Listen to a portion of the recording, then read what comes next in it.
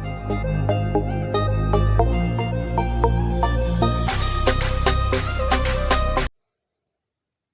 श्री अकाल, नमस्कार दोस्तों, आपका स्वागत है आपके प्यारे चैनल माय डी यूनिवर्सिटी पर। ठीक है दोस्तों, तो इस वीडियो में आज हम बात करने वाले हैं HND 102 जो कल पेपर होने वाला है। सर पेपर नहीं, वो BA थर्ड सेमेस्टर के लिए होने वाला है। तो हम तो प्रीवियस ईयर पेपर करने जा रहे हैं। ठीक है, 2023-24 में जो मतलब 24 में जो सवाल पूछे जाएंगे, उसके हिसाब से अगर प्रीवियस ईयर पेपर आपको देखने को मिल जाएगा कि कैसा क्वेश्चन पूछा गया था। ठीक है, तो इसका आइडिया लग जाता है कि क्वेश्चन कैसे आ रहे हैं। और वैसे भी हम बहुत सारी मेहनत करते ही रहते हैं। ठीक है, काफ़ी, क्योंकि हम सारे ऑप्शन को भी एक बार खंगाल कर देखते हैं कि कुछ ऐसा चीज़ तो नहीं बच जा रहा है जो पेपर में हमें फंसा सके। ठीक है, तो ऑप्शन के थ्रू भी और भी एडिशनल इन्फॉर्मेशन देने की कोशिश करते हैं। तो वीडियो को एकदम ध्यान से देखिएगा और बिना स्किप किए हुए वीडियो को देखिएगा और कॉपी पेन लेकर बैठिएगा ताकि आप एडिशनल इन्फॉर्मेशन नोट कर सकें। ठीक है, तो कोई भी टाइम ना वेस्ट करते, चलिए शुरू करते हैं। तो पहला क्वेश्चन दोस्तों पूछा है कि न्यूटन आत्मकथा है।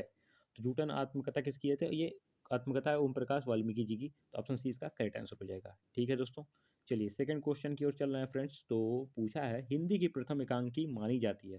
तो हिंदी की प्रथम एकांकी जो मानी जाती है वो हमारी एक घूट मानी जाती है। क्या मानी जाती है? एक घूट। एक घूट मानी जाती है फ्रेंड्स। तो एक घूट हमारी जो क्या है, हिंदी की प्रथम एकांकी मानी जाती है। और ये 1929 में प्रकाशन हुई थी इसकी। और इसके जो राइटर हैं जयशंकर प्रसाद जी हैं। ठीक है, तो याद रखिएगा एक घूट जयशंकर प्रसाद जी की रचना है। ठीक है, तो याद रखिएगा 1929 में प्रकाशित हुई थी, ये भी आप ध्यान रखिएगा। ठीक है, आगे चलते हैं फ्रेंड्स। तो तीसरे नंबर का क्वेश्चन ये पूछ रहा है फ्रेंड्स की कलम का सिपाही किसकी जीवनी पर आधारित है? तो कलम का सिपाही जो हमारा है वो प्रेमचंद की जीवनी पर आधारित है। किसकी जीवनी पर? जी हाँ, प्रेमचंद की जीवनी पर क्या है, वो आधारित है। ठीक है, और ये उसको लिखा अमृत राय जी ने है। ठीक है, जो अमृत राय जी यहाँ पे ऑप्शन दे रहा है, यहाँ पे थर्ड ऑप्शन जो हमारा अमृत राय जी हैं, इन्होंने इसको कलम का सिपाही क्या किया है, लिखा है। ठीक है, और ये रचना किस पे लिखा गया? प्रेमचंद जी पर लिखा है। और अमृत राय जी जो हैं वो पिता हैं, मतलब सॉरी, प्रेमचंद जी पिता हैं अमृत राय जी के। ठीक है, तो ये याद रखिएगा आप दोस्तों। चलिए क्वेश्चन नंबर 4 की चलते हैं। क्वेश्चन नंबर 4 में पूछा है फ्रेंड्स की, थोड़ा सा एक बार जूम कर लेता हूँ। ठीक है, यहाँ पे देखिए आपको थोड़ा क्लियर दिखाई दे, कलम के सिपाही कृति है। कलम के सिपाही अभी अभी मैंने बताया दोस्तों कि किसकी कृति है, ये अमृत राय जी की कृति है। तो अमृत राय जी कौन है? प्रेमचंद जी के लड़के हैं। ठीक है, तो क्वेश्चन नंबर 5 की ओर चल रहे हैं फ्रेंड्स। तो यहाँ पर देखिए पांचवा क्वेश्चन पूछा गया है कि इनमें से एक व्यंग्यकार है, मतलब कौन इनमें से व्यंग्यकार है? तो इनमें से हमारे जो हरिशंकर प्रसाद जी हैं ये क्या है? व्यंग्यकार हैं। क्या है? व्यंग्यकार है। ठीक है, तो याद रखिए फ्रेंड्स कौन व्यंग्यकार है। ठीक है, क्वेश्चन नंबर 6 की ओर चलते हैं। ठीक है, तो क्वेश्चन नंबर 6 में पूछ रहा है कि देखती हो यह अंधेरा कितना डरावना, कितना खौफनाक, दुनिया को अपने स्याह पर्दे में लपेटे हुए है।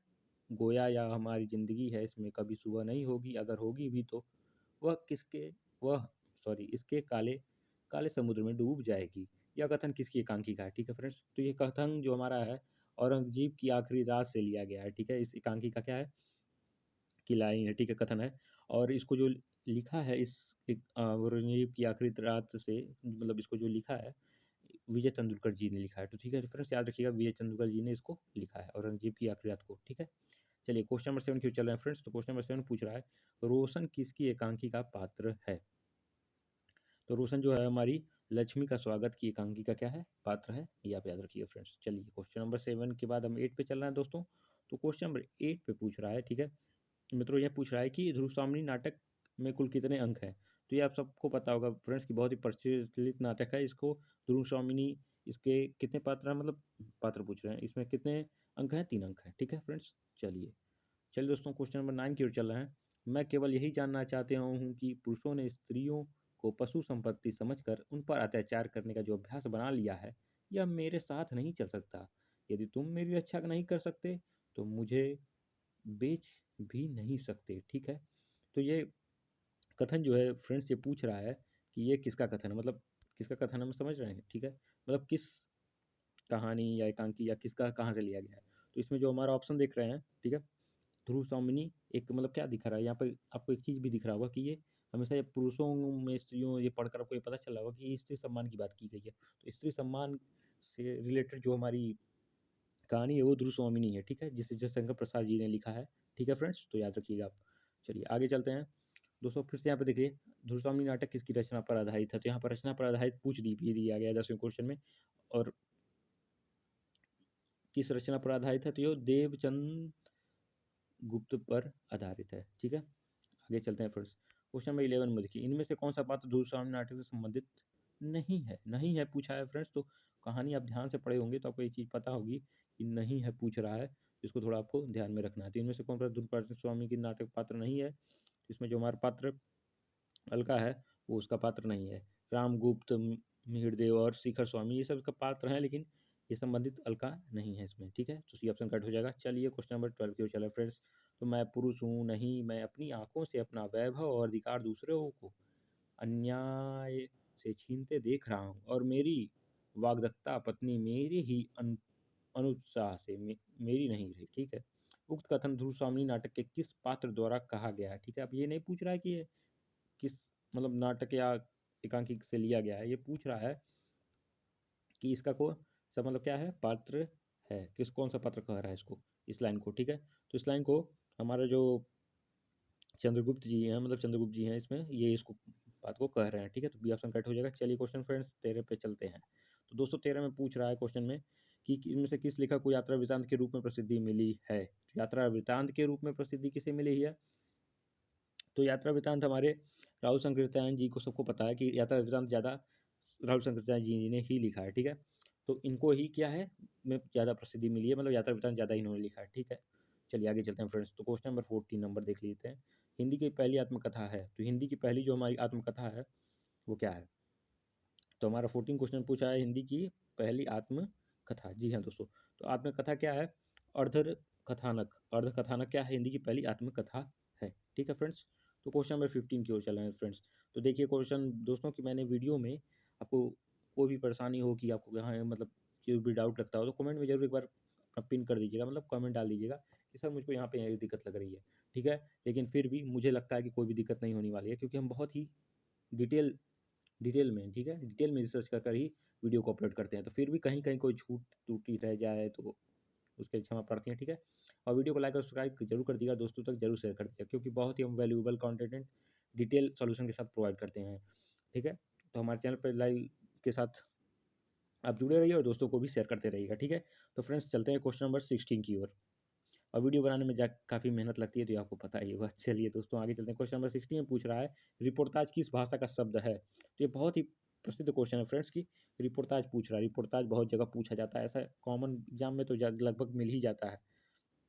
तो रिपोर्टाज हमारा जो है वो फ्रांसीसी भाषा का क्या है? शब्द है। किसका शब्द है दोस्तों? फ्रांसीसी भाषा का, सॉरी, फ्रांसीसी भाषा का क्या है? शब्द है। ठीक है, तो ये आप ध्यान में रखिएगा। चलिए, बहुत इंपॉर्टेंट क्वेश्चन था। क्वेश्चन नंबर 17 पूछ रहा है किस महान व्यक्ति के जीवन का, थोड़ा सा जूम करता हूँ, किस महान व्यक्ति के जीवन का संपूर्ण विवरण क्रमबद्ध रूप में महत्वपूर्ण घटनाओं के माध्यम से जब कोई अन्य लेखक प्रस्तुत करता है तो उस विधा को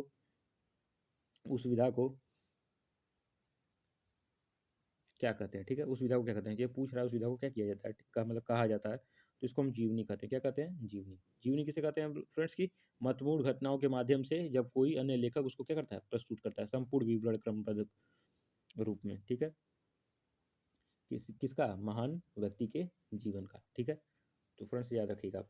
आगे चलते हैं। तो ध्रुव स्वामिनी नाटक की रचना वर्ष है, तो किस रचना वर्ष में हुई है? ठीक है, ध्रुव स्वामिनी किस रचना वर्ष में हुआ है, ये पूछा हुआ है। तो ये ध्रुव स्वामिनी में जो रचना वर्ष है 1933 है। अभी कुछ देर पहले ही मैंने बताया कि जयशंकर प्रसाद ने इसको क्या किया है? लिखा हुआ है, तो ये ध्यान रखिएगा। चलिए फ्रेंड्स आगे चलते हैं क्वेश्चन नंबर 19 की ओर। क्वेश्चन नंबर 19 में फ्रेंड्स बोल रहा है कि नाटक का अभिनय रंगमंच के जिस अगले भाग पर होता है उसका क्या नाम है?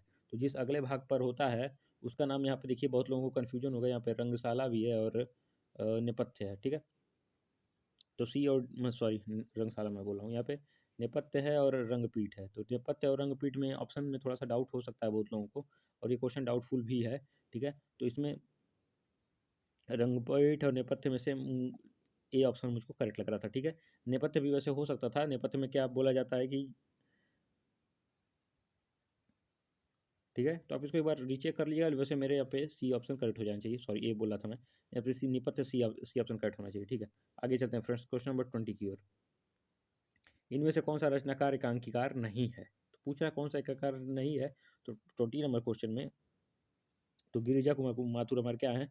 एकांकीकार नहीं है, याद रखिए दोस्तों। तो हमारे जो गिरिजा कुमार माथुर जो है हमारे नाटककार हैं, नाटककार हैं, एकांकीकार नहीं है। एकांकीकार हमारे मोहन राकेश हैं, जगदीश चंद्र माथुर हैं और भुवनेश्वर जी हैं। ठीक है, तो क्वेश्चन नंबर 20 और चल रहे हैं फ्रेंड्स। तो 21 में पूछ रहा है, विवाह मुक्ति एवं पुनर्विवाह की समस्या को प्रसाद जी ने किस नाटक में प्रस्तुत किया है? तो ध्रुवस्वामी नाटक में क्या किया है? प्रसाद जी ने उसको व्यक्त किया है, प्रस्तुत किया है। ठीक है, आगे चलते हैं फ्रेंड्स। क्वेश्चन नंबर 22 में बोल रहा है, मेरी जीवन यात्रा किस विधा की रचना है? तो जो मेरी जीवन यात्रा है, ठीक है फ्रेंड्स, ये राहुल संकृत्यायन की क्या है? आत्मकथा है। किसकी आत्मकथा है? राहुल संकृत्यायन की। तो याद रखिएगा, आत्मकथा है ये मेरी जीवन यात्रा, और किसकी है? राहुल संकृत्यायन की है, ये भी याद रखिएगा। चलिए आगे चलते हैं friends. Question number 23। Question number 23 में बोला मेरी जीवन यात्रा किसकी रचना है? तो मेरी जीवन यात्रा किसकी रचना है? अभी मैंने बताया दोस्तों किसकी रचना है। ये मेरी जीवन यात्रा किसकी है? राहुल संकृत्यायन की रचना है।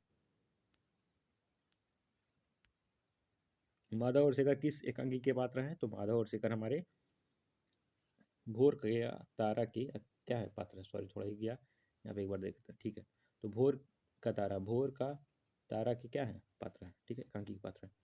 आगे चलते हैं क्वेश्चन 25 में। और सारी चीज़ भी याद रखिएगा कि भोर का तारा जो है ये इसको लिखा किसने है? जगदीश चंद्र माथुर जी ने लिखा है, तो याद रखिएगा दोस्तों।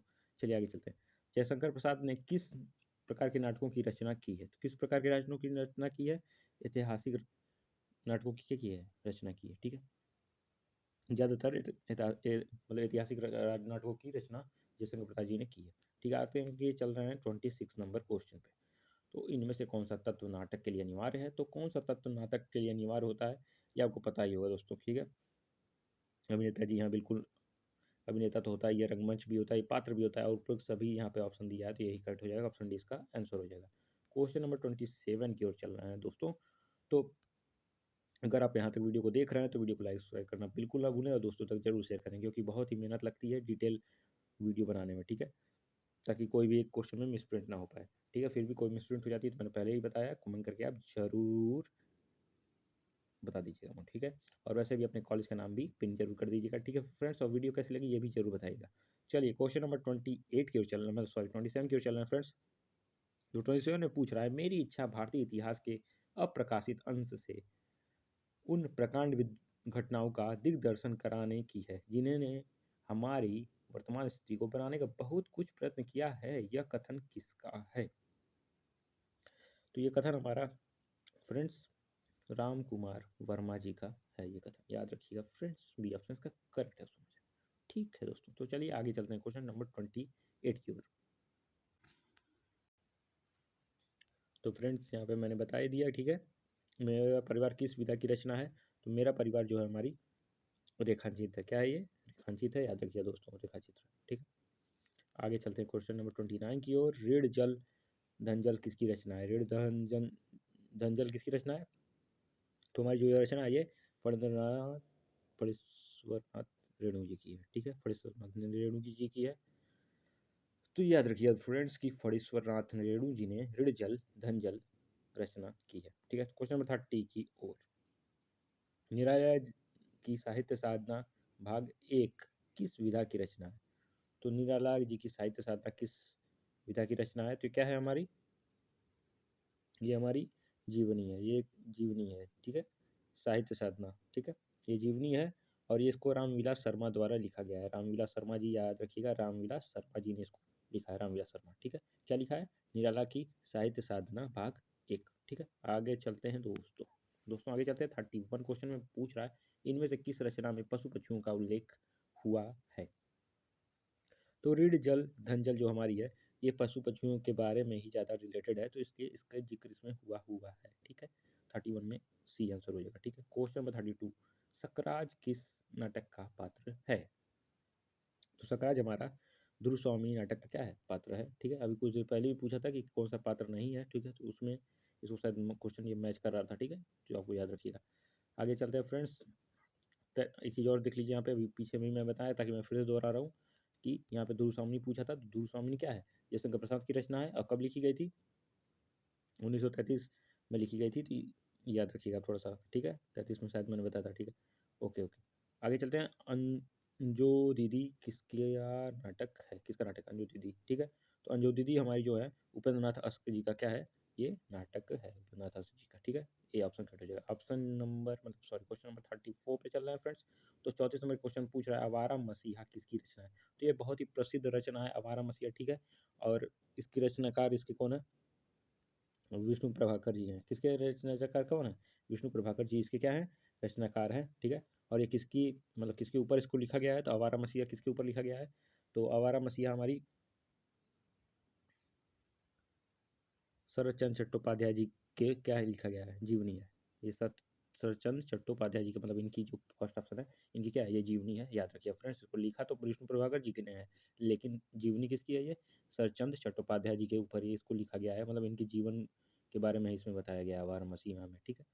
और विष्णु प्रभाकर वो कर मेरे वन ऑफ द बेस्ट क्या है, कहानीकार है। कहानी इनकी पढ़ने में बहुत मजा आती है और बहुत ही अच्छे और सामाजिक से रिलेटेड प्रेमचंद जी की तरह एक रचनाएं करते हैं, काफ़ी मज़ा भी आता है पढ़ने में। तो एक बार जरूर आप ट्राई कीजिएगा, इनकी बहुत सारी रचनाएं पढ़ी हुई हैं। तो आप आवारा मसीहा से ही शुरुआत कर सकते हैं, ठीक है। क्वेश्चन नंबर 35 की ओर चलना है फ्रेंड्स। तो क्वेश्चन नंबर 35 में पूछ रहा है डॉक्टर राम कुमार वर्मा जी की प्रथम एकांकी कौन सी मानी जाती है।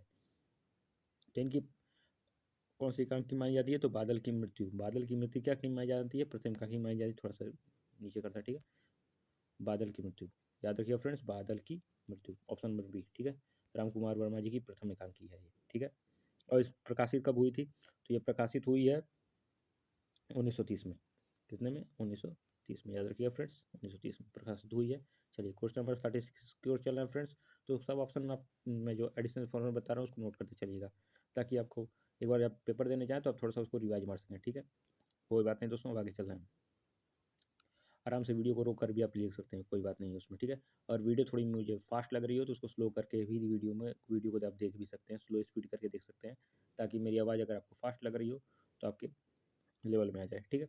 और ज़्यादा स्लो लग रही हो तो आप फास्ट करके भी देख सकते हैं। ये ऑप्शन आपको ऐप में मिल जाता है यूट्यूब पे, ठीक है। तो उसमें कोई बात नहीं है, ठीक है। आपको समझ में जो आ रहा होगा आप जैसा कर सकते हैं, ठीक है, जैसा आपको समझ में आ रहा है। क्वेश्चन नंबर 36 की ओर चल रहा है, बिना टाइम गवाए। तो 36 में क्वेश्चन पूछ रहा है प्रसाद जी की कठिनाई यह थी कि जिस प्रकार के नाटक वे लिखना चाहते थे उनके अनुरूप रंगमंच हिंदी में नहीं था। यह कथन किस विद्वान का है। आप समझ रहे हो दोस्तों यहाँ क्या लिख रहा है कि कठिनाई यह थी कि क्या कठिनाई थी कि जिस प्रकार वे नाटक लिखना चाहते थे, जिस प्रकार के नाटक, उनके अनुरूप रंगमंच हिंदी में ही नहीं था, ठीक है। इतनी बड़ी बात बता रहे हैं। और ये किस विद्वान का है यह कथन, तो इसको किसने बताया है, तो ये हमारे आचार्य रामचंद्र जी शुक्ल का ये क्या है, कथन है, ठीक है।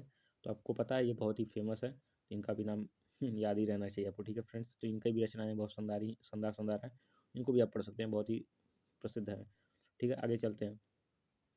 37, इनमें से नाटक विधा की रचना नहीं है। नाटक विधा की रचना क्या नहीं है इसमें, तो हमारा जो बी ऑप्शन है, ये नाटक नाटक जारी है, ठीक है। ये क्या है, नाटक विधा की रचना नहीं है। सज्जन है, अंधेरी नगरी भी है, रक्षाबंधन को भी नाटक विधा की रचना ही मानी जाती है, लेकिन नाटक जारी है ये क्या है हमारा फ्रेंड्स, तो ये क्या है, नाटक विधा नहीं है, ये काव्य संग्रह है। क्या है, ये काव्य संग्रह है, याद रखिए।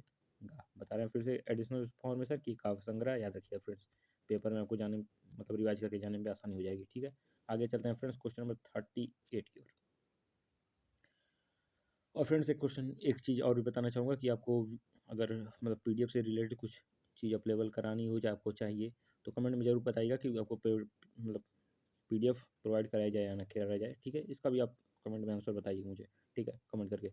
महादेवी वर्मा ने अपने समकालीन साहित्यकारों के संस्मरण किस पुस्तक में लिखे हैं। क्वेश्चन नंबर 38 में चल रहा है फ्रेंड्स। तो पूछ रहा है किस संस्मरण में महात्मा देवी वर्मा ने अपने मतलब समकालीन उन्हीं के समय के साहित्यकारों के संस्मरण लिखे हैं।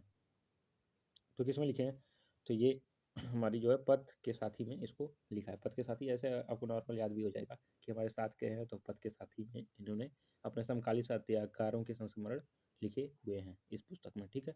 आगे चलते हैं फ्रेंड्स 39 की ओर। तो इनमें से रेखांचित विधा की सर्वप्रथम रचना कौन सी है। रेखांचित, ये बार बार ओके ओके सॉरी फ्रेंड्स, यहाँ पे देखिए रेखांचित विधा की सर्वप्रथम रचना कौन सी है। तो सर्वप्रथम रचना हमारी जो है वो हमारी जो है पद्म पराग क्या है, रचना है, ठीक है, रेखांचित विधा की रचना है। और ये पद्म पराग जो है 1929 में इसका प्रकाशन हुआ था, 1929 1929 में, ठीक है। और और ये क्या है, ये एक संस्मरण है, याद रखिएगा ये संस्मरण है, ठीक है, ठीक है, ठीक फ्रेंड्स, ठीक है। तो संस्मरण एक और भी है, ठीक है, गिल्लू जो है माधवी वर्मा जी ने लिखा है, वो भी क्या एक संस्मरण है, ठीक है। ठीक है, उसको भी संस्मरण मान ही सकते हैं, मतलब है ही, और क्या है। ठीक है, आगे चलते हैं फ्रेंड्स क्वेश्चन नंबर 40 की ओर। अब इसमें बोला कौन सा कथन असत्य है। अब असत्य पूछ दिया तो ध्रुव स्वामी नारी प्रधान एकदम सही बात है। सदाचार की ताबीज व्यंग रचना है, ये भी क्या है, एकदम सही बात है। गिल्लू महादेवी वर्मा जी की प्रसिद्ध कविता, अभी मैंने बताया गिल्लू कविता नहीं है, गिल्लू गिल्लू संस्मरण है। ठीक है, सॉरी फ्रेंड्स, क्या है, संस्मरण है। गिल्लू महादेवी वर्मा जी का क्या है, कविता नहीं है, संस्मरण है, ये आपको याद रखना है। ठीक है, बाकी ये सब तो सब सही है। सिपाही की आम मोहन रिक्वेस की एकांकी है, जी हाँ, एकांकी में ही लिखा है, और ये भी बहुत ही शानदार इन्होंने लिखा भी है, राकेश जी ने। इसको भी आप पढ़ सकते हैं, मैंने तो लगभग सभी पढ़ी है। ठीक है, चलिए बहरहाल क्वेश्चन नंबर 41 की ओर चल रहे हैं फ्रेंड्स। तो इनमें से कौन सा कथन असत्य है, तो पूछ दिया असत्य क्या है। ठीक है, तो इसमें ध्यान से आप पढ़ेंगे तो आपको पता चल जाएगा कि कौन सा क्या है इसमें असत्य है। डॉक्टर राम कुमार वर्मा प्रसिद्ध एकांकीकार हैं, जी हाँ एकदम सही बात है। हरिवंश राय बच्चन प्रसिद्ध आत्म कथाकार हैं, ठीक है एकदम सही बात है। तो यहाँ पे बोला है रामचंद्र शुक्ल जी श्रेष्ठ उपन्यासकार व नाटककार हैं, तो क्या है, एकदम गलत बात है ये, क्या है, उपन्यासकार और नाटककार नहीं है।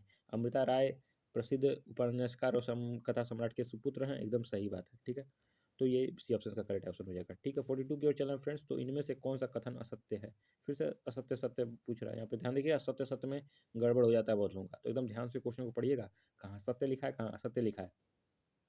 इससे पूछ पहले असत्य पूछा है, यहाँ पे सत्य पूछ दिया, तो ये मत कहिए सर बार बार असत्य असत्य पूछ रहा है, हम तो सही लगा के आए हैं, क्वेश्चन गलत कैसे हो जा रहा है। ठीक है तो उसका ध्यान रखिए दोस्त।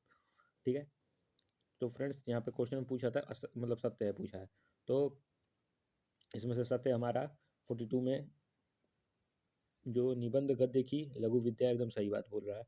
डॉक्टर राम कुमार वर्मा एक प्रसिद्ध एकांकीकार होने के साथ साथ ही कवि एवं आलोचक भी हैं, ये तो एकदम गलत बात है। आलोचक की बात यहाँ पर जोड़कर इन्होंने इसको सबको गड़बड़ काम कर दिया। ठीक है, तो ये बिल्कुल भी इसका मतलब सत्य पूछा है यहाँ पे, सॉरी सत्य पूछा था ना, आपकी तरह मैं भी कंफ्यूज हो गया। सत्य पूछा, एकदम सही बात बोला है इसको। ठीक है, सत्य पूछा था, मैं सत्य देख रहा था। ठीक है, तो सत्य बात है, आलोचकार भी हैं। ठीक है, निबंध गद्य की लघु विद्या, एकदम गलत बात बोल रहा है, और ये सब भी गलत बात बोल रहा है कि भरतेंदु कृत स्वामिनी प्रसिद्ध नाटक। बताइए यहाँ पे भरतेंदु कृत स्वामिनी है या जयशंकर प्रसाद कृत स्वामिनी है। ठीक है, तो याद रखिए, यहाँ पे देखिए, तो यहाँ पे ध्यान से मैं फिर से बता दे रहा हूँ, नहीं तो आप लोग कहेंगे कि क्या बताया सर ने। ठीक है, तो यहाँ पे बोला है कि ये बी ऑप्शन क्या है इसका, एकदम सही ऑप्शन है बी। तो सत्य पूछा था तो एकदम सत्य है, राम कुमार वर्मा क्या है, प्रसिद्ध एकांकीकार हैं। ठीक है, आगे चलिए क्वेश्चन नंबर 43 की ओर। शरदचंद्र किस एकांकी का पात्र है, तो शरदचंद्र हमारा सीमा रेखा जो हमारी है, ठीक है, इसकी रेखा का पात्र है, सीमा रेखा की एकांकी का पात्र है। ठीक है, क्वेश्चन नंबर 44 में मिस्टर अभिमन्यु मन्यु किसका नाटक है, तो मिस्टर अभिमन्यु जो हमारे हैं, इनके लक्ष्मी नारायण लाल जी हैं, जो क्या है, इनका क्या है, नाटक है। आगे चलते हैं फ्रेंड्स, क्वेश्चन नंबर 45, राजन किसकी एकांकी का पात्र है। तो बार पात्र पूछ रहा है, तो आप कहानियों को अच्छे से पढ़ के जाइएगा, ताकि पात्र कुछ गड़बड़ ना हो। ठीक है, ध्यान में रहे, एक बार पढ़ने पर कहानी तो याद हो ही जाती है लगभग। 45, तो राजन जो हमारे एकांकी का पात्र किसके, अभिमन्यु के, मिस्टर अभिमन्यु के। ठीक है, आगे चलते हैं, प्रेमचंद का जन्म कहाँ हुआ था, तो बच्चा बच्चा जानता है प्रेमचंद जी को, हमारे फेमस राइटर, बचपन से ही हमने दो बैलों की कथा, कफन, ठीक है, कफन तो बहुत ही शानदार कहानी, मतलब इनकी लिखी हुई कहानी है, और बहुत ही शानदार है, मतलब उसके जैसा मुझे कहानी मैंने जितनी भी पढ़ी है अब तक, उससे ज़्यादा बेहतरीन नहीं दिखाई दी, क्योंकि वो जो समझ रहे हैं ना, ठाकुर का कुआं हुआ, दो बैलों की कथा हुआ, ये जो जोड़ कर लेकर आते हैं, और जो कफन जब आप पढ़ते हैं, तो इन सबको लगता है कि हाँ, कि आपने कुछ यूनिक पढ़ लिया। अब तक तो जो आप उसको पढ़ते आ रहे थे सारी यूनिक ही है, लेकिन कफन मुझे ज़्यादा ही फेवरेट है, होता है ना कुछ आपका one of the best favourite. ठीक है, तो मेरा कफन है, और ये मतलब प्रेमचंद जी मुझे बहुत पसंद भी है, इसी के कारण जो विष्णु प्रभाकर जी हैं, उनका भी लेखनी मुझे प्रेमचंद जी से मैच कर जाता है, तो इसके कारण मुझे वो भी बहुत ज़्यादा पसंद है। तो इनका जन्म बहरहाल लम्ही वाराणसी में हुआ था। ठीक है, इनके पुत्र का नाम अमृत राय था, अभी आपने कुछ देर पहले मैंने शुरू के क्वेश्चन में कराया कि अमृत राय इनके क्या हैं, पुत्र हैं। ठीक है, आत्मकथा लिखा भी है उनकी है। ठीक है, सब आगे देखा हुआ बताया हुआ है, आप देख लीजिएगा दोबारा रिवाइंड करके, अगर आप भूल गए हो तो। ठीक है, तो भोर का तारा किसकी एकांकी है, तो भोर का तारा हमारी जो एकांकी है वो जगदीश चंद्र माथुर जी की है, ए ऑप्शन करेक्ट हो जाएगा, जगदीश चंद्र माथुर। ठीक है, आगे चलते हैं, क्वेश्चन नंबर 48 फ्रेंड्स। 48 पूछ रहा है दलित आत्मकथा नहीं है, तो दलित आत्मकथा किसकी नहीं है, तो हमारी जो दलित आत्मकथा है ये पांडे बेचन शर्मा की रचना है। किसकी रचना है? पांडे बेचन शर्मा की रचना है। मतलब सॉरी, दलित आत्मकथा नहीं ये पूछा है। तो अपनी खबर जो है पांडे बेचन जी की रचना है। और ये सब दलित आत्मकथाएं कथाएं हैं, ठीक है। अपने पिंजरे, जूठन, मुर्दहिया, ठीक है, ये सब क्या है? दलित आत्मकथा है। जबकि अपनी खबर जो है दलित आत्मकथा नहीं है। इसको पांडेलाल मतलब सॉरी पांडे बेचन शर्मा जी ने इसको लिखा है, ठीक है, अपनी खबर को, ठीक है। आगे चलते हैं फ्रेंड्स। 49 जिनके साथ जिया 30 बरस का साथी रचना है। तो किसकी रचना है फ्रेंड्स? राम विलास शर्मा जी की रचना है, इसको आप ध्यान रखिएगा, ठीक है। क्वेश्चन नंबर लास्ट पे चल रहा है फ्रेंड्स, अब आ गया है आपसे विदाई लेने का समय। तो क्वेश्चन नंबर 15 में ये पूछ रहा था कि ऋण जल धन जल में चित्रण हुआ है। तो किसका चित्रण हुआ है? बाढ़ और सूखे का। किसका चित्रण हुआ है? बाढ़ और सूखे का। तो जो फ्रेंड्स याद रखिएगा, बाढ़ और सूखे का जिक्र हुआ है।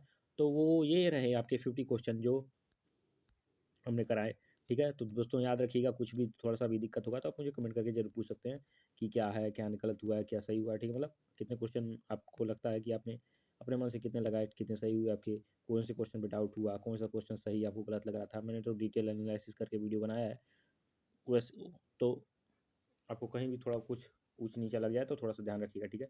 तो ये रहे आपके 15 क्वेश्चन। मिलते हैं आपको अगले वीडियो में, तब तक अपना ध्यान रखिएगा। जय Hind, Vande Mataram. H 202 BA third semester 2024 का जो पेपर हुआ था, ठीक है। जय हिंद, वंदे मातरम।